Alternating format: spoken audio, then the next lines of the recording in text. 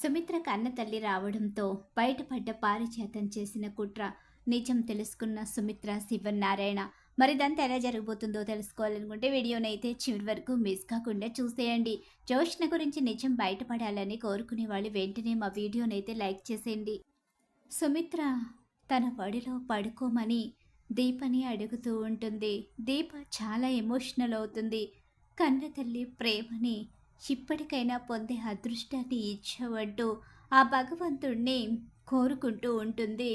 ఎమోషనల్గా ఇక సుమిత్ర ఒడిలో పడుకోవడానికి దీప సిద్ధపడుతుంది.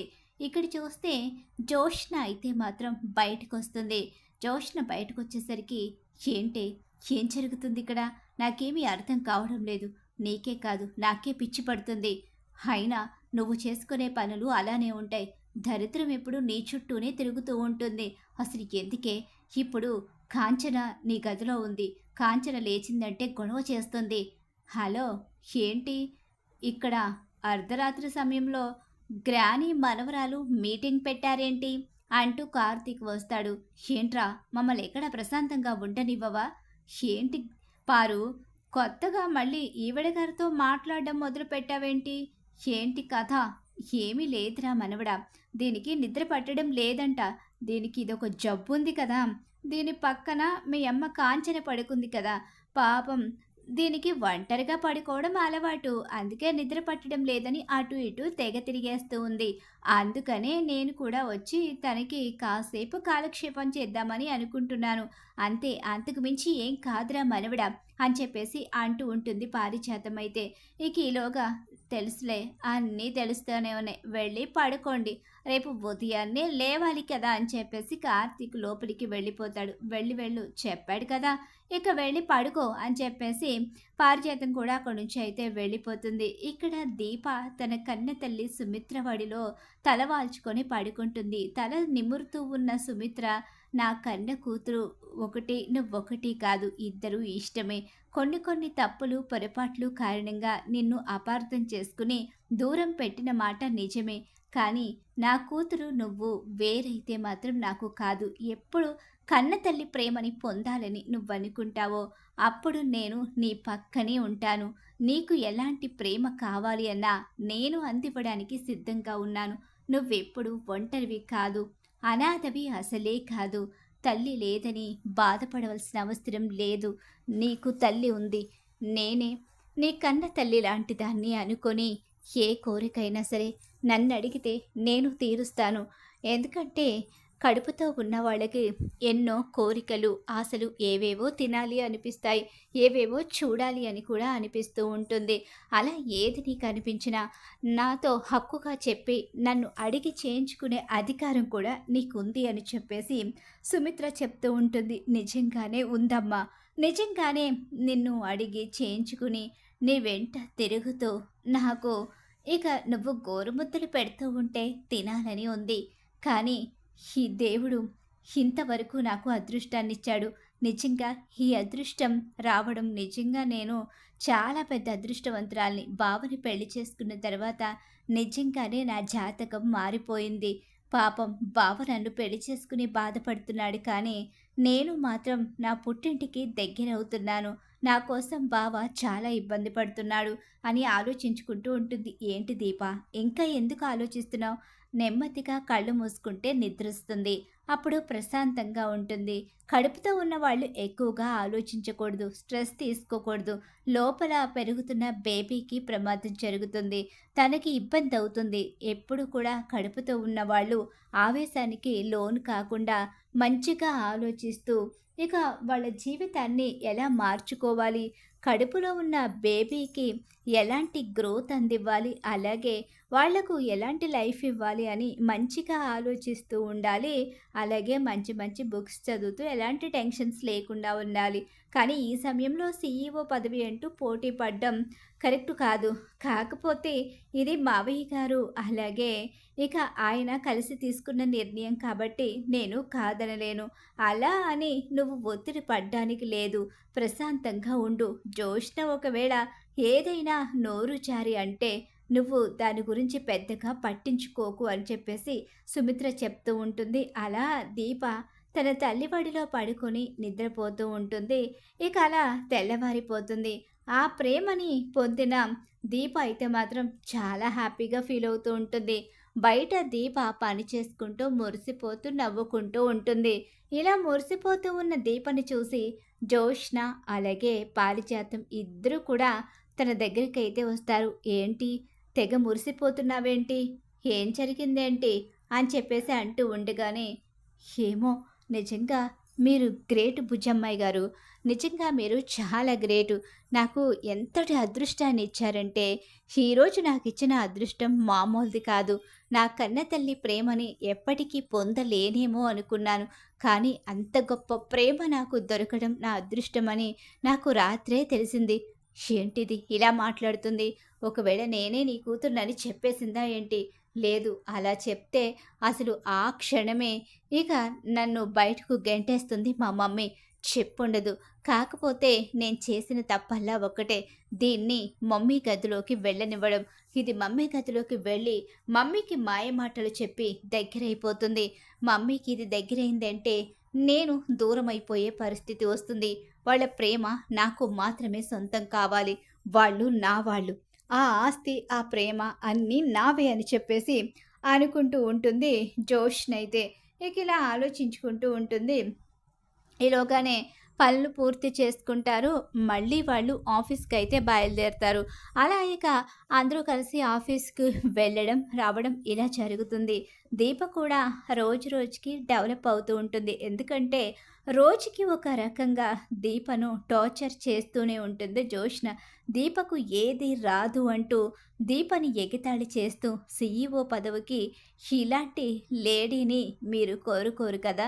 ఎవ్వరైనా సరే సీఈఓ పదవి అంటే గొప్పగా చదువుకొని గొప్పగా బ్రతికిన వాళ్ళు రావాలని వాళ్ళ ఆలోచనలు తెలివితేటలతో ఇక ఈ సీఈఓ పదవి బాగుంటుంది.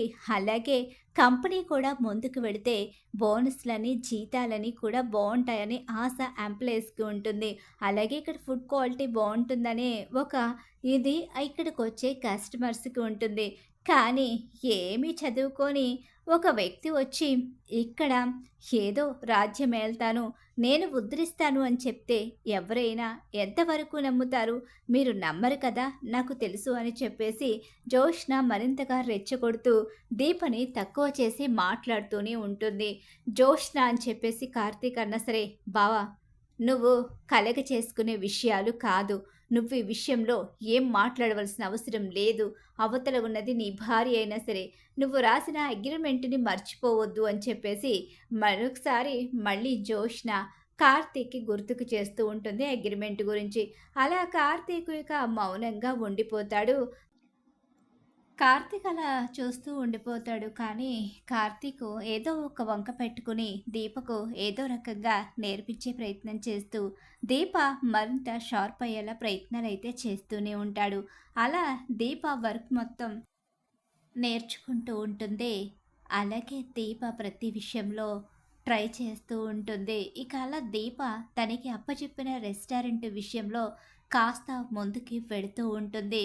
ఇక దీప అయితే మాత్రం ఆ రెస్టారెంట్‌ని ముందుకి తీసుకువచ్చే పనిలో ఉంటుంది. జోష్న మాత్రం దీపను గెలవనివ్వకుండా ప్రయత్నాలు చేస్తూ ఉంటుంది. తనకప్పచెప్పిన రెస్టారెంట్ విషయంలో దృష్టి పెట్టకుండా దీప గెలవకూడదు అనే ఆలోచన దీపని దెప్పిపడవడం, అవమానించడంలోనే ఇక టైం అంతా గడిపేస్తూ ఉంటుంది.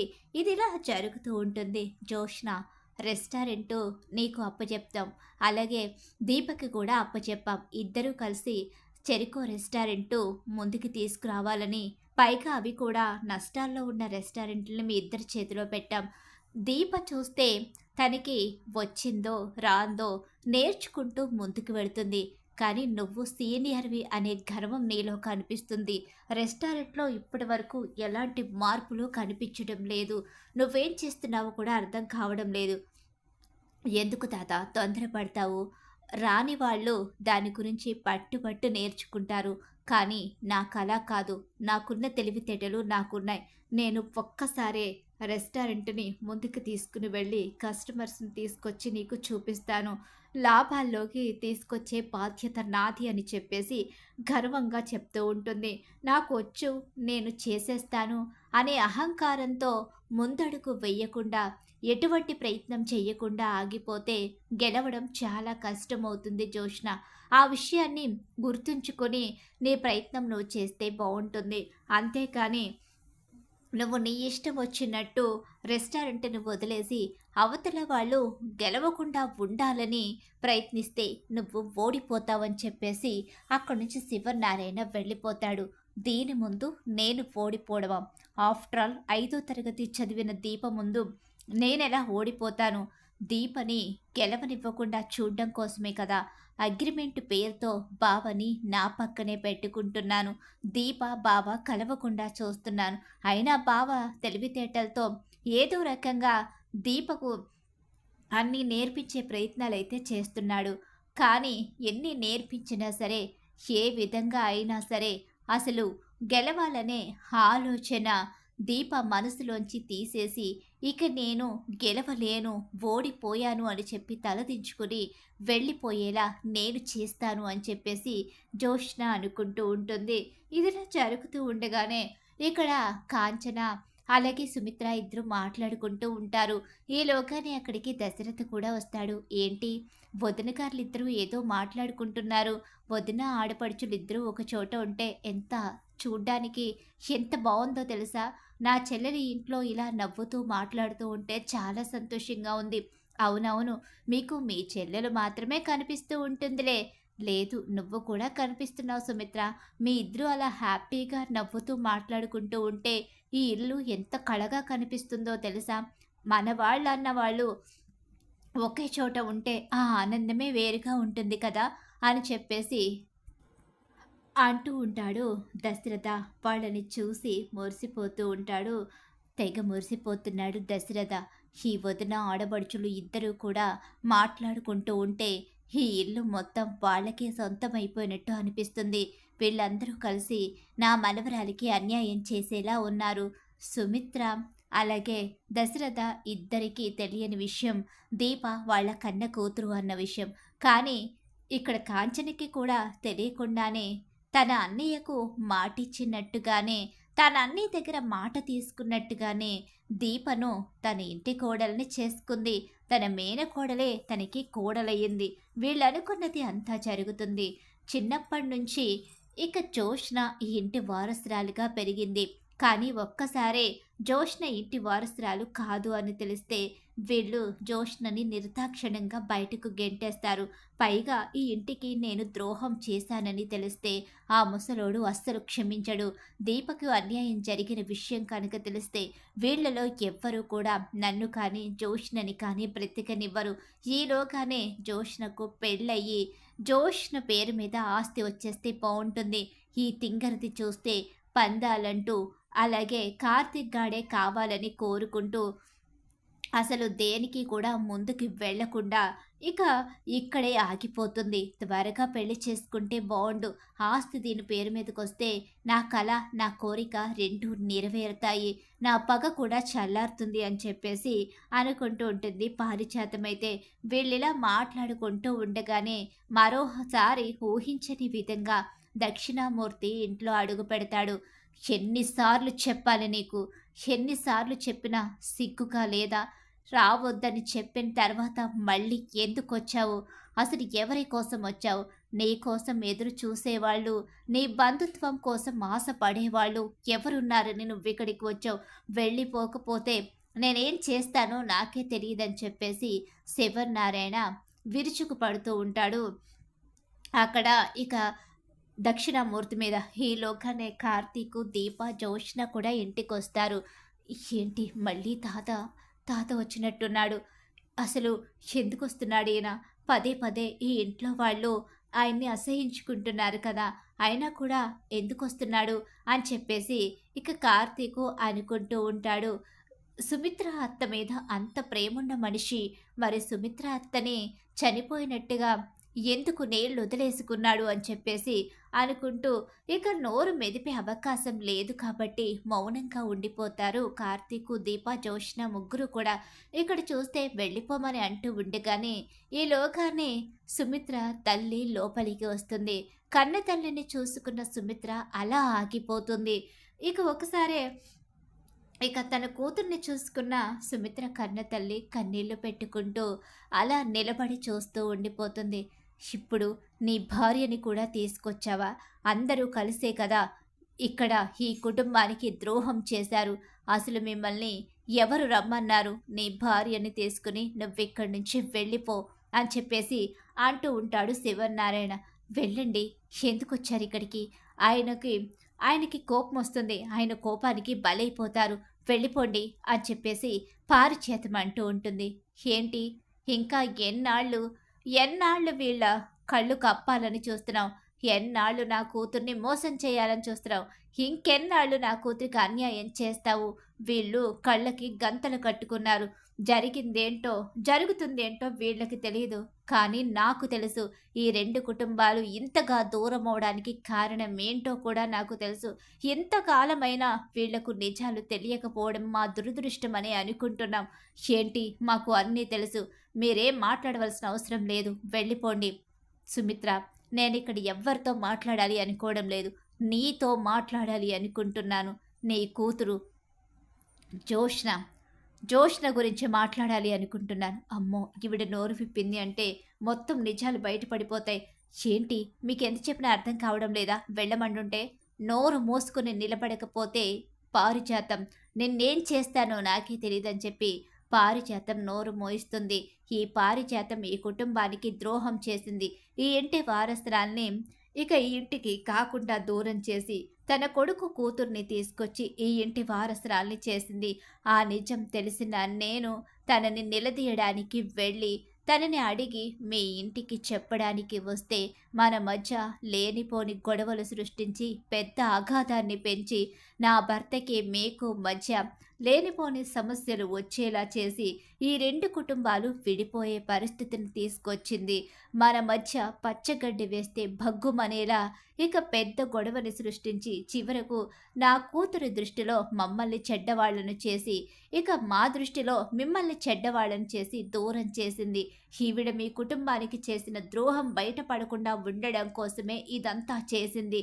ఇక్కడ ఈ ఇంట్లో ఈ ఇంటి వారసురాలుగా పెరుగుతున్న జోష్న తన కొడుకు దాసు కూతురు కాదని చెప్పమనండి చూస్తాను అని చెప్పేసి అనేసరికి ఒక్కసారే పెద్ద షాక్ ఎదురైపోతుంది శివనారాయణకి. ఏం మాట్లాడుతున్నారు మీరు? లేనిపోని కట్టుకథలు అల్లుకొని ఈ ఇంట్లో అడుగు పెట్టడానికి వచ్చారా? లేదు నాన్న, ఆవిడ చెప్పింది నిజమే. ఏం మాట్లాడుతున్నావు దశరథ? అవును, పారిజాతం పిన్ని నీ మీద ఉన్న కోపం, పగ, ప్రతీకారం దాసు గురించి ఆలోచించి దాసు కూతుర్ని గొప్పదాన్ని చేయాలని చెప్పేసి నా కన్న కూతుర్ని అనాథని చేసి దాసు కూతురైన జోష్నని ఇంటికి చేర్చింది అని చెప్పేసి నిజం చెప్పేస్తాడు దశరథ. ఏంటండి మీరు చెప్పేది? అంటే మా అమ్మ చెప్పింది నిజమే. నిజమే సుమిత్ర, ఈ నిజం నీ ఆపరేషన్కి ముందే తెలిసింది. నీకు బోన్ మ్యారో ఇచ్చి కాపాడింది జోష్న కాదు, మరి నా కన్న కూతురు ఎవరో కాదు. మన కళ్ళ ముందు ఇక కంటి నిండా కన్నీళ్లతో మన కోసం ఎదురు చూస్తున్న ప్రేమని గుండెల్లో నింపుకొని తల్లిదండ్రులుగా మనం తనని ఎప్పుడు చేరతీస్తామా అంటూ ఎదురు చూస్తూ నిలబడి ఉన్న ఇదిగో ఈ ఇంటి వారసురాలు అయి ఉండి ఈ ఇంటి పని మనిషిగా బ్రతుకుతున్న దీపే మన ఇంటి వారసురాలు, మన ఏకైక కూతురు అని చెప్పి దశరథ్ చెప్పేసరికి ఒక్కసారే షాక్ అయిపోయి ఉండిపోతుంది సుమిత్ర. ఇక జోష్నకి పారిజాతానికి పెద్ద షాక్ ఎదురవుతుంది. ఇంకిప్పటికీ కూడా ఈ నిజం చెప్పకపోతే నేను చచ్చిపోయినా ఈ నిజం బయటికి రాదు అని ఆరోగ్యం బాగోకపోయినా ఇక్కడికి వచ్చాను. ఇక ఈ నిజం చెప్పాను కాబట్టి నువ్వు నన్ను అమ్మ అని పిలిచినా పిలవకపోయినా పర్వాలేదు, నాకేమైనా పర్వాలేదు. నా మనవరాలికి న్యాయం జరిగింది. ఇన్నేళ్ల తర్వాతైనా తెగించి వచ్చాను కాబట్టి ఇప్పటికైనా నా మనవరాలికి న్యాయం చేసి ఈ దుర్మార్గుల్ని ఎలాంటి శిక్ష విధిస్తారో విధించండి. మీకు కోపం వస్తే ఎలా ఉంటుందో మేం చూసాము. మరి మీకే అన్యాయం జరిగితే ఎలా ఉంటుందో మీ మనవరాల్ని ఇంటికి దూరం చేసి, తన మనవరాల్ని ఇంట్లో చేర్చి, చివరకు ఈ ఇంటి వారసురాలని తెలిసిన తర్వాత దీపనే చంపాలి అనుకున్న వీళ్ళను ఏ శిక్షతో మీరు ఇక బుద్ధి చెప్తారో అది మీ నిర్ణయానికి వదిలేస్తున్నానని చెప్పేసరికి దెబ్బకు జోష్న పారిజాతం నిర్ఘాంతులైపోయి నిలబడిపోతారు. ఇక శివన్నారాయణ ముందు నిజం ఎప్పుడైతే బయటపడుతుందో, శివన్నారాయణ ఎప్పుడైతే ఇక తన మనవరాలు ఆ ఇంటి పని మనిషిగా బ్రతుకుతుందో, ఆ ఇంటి పని మనిషి కూతురు తన మనవరాలుగా బ్రతికిందో ఇదంతా తలుచుకుంటూ కళ్ళ ముందే తనకి ఇంత ద్రోహం, తన మనవరాలికి ఇంత అన్యాయం చేసిన పారిజాతం వైపు కోపంగా చూస్తూ ఇక ఒక్కసారే పారిజాతం అంటూ గట్టిగా అరుస్తూ, "నువ్వు నా కళ్ళ ముందు కనిపిస్తే చంపేస్తాను" అని చెప్పేసి జోష్‌నని పారిజాతాన్ని ఇంట్లోంచి వెళ్ళిపోమంటూ ఊహించని షాక్ అయితే ఇస్తాడు శివనారాయణ. అలా జోష్‌న పారిజాతం నిజస్వరూపం అయితే బయటపడుతుంది సుమిత్ర కన్నతల్లి రాకతో. మరి ఖచ్చితంగా రాబోయే కథలో ఇలా అయితే జరిగిపోతుంది. ఇలానే జరగాలని మీరు కోరుకుంటున్నారైతే వీడియోని తప్పకుండా లైక్ చేసేయండి. మీరిచ్చే ఒక్క లైక్ మాకు సపోర్ట్ అండ్ ఎంకరేజ్‌మెంట్‌గా ఉంటుంది.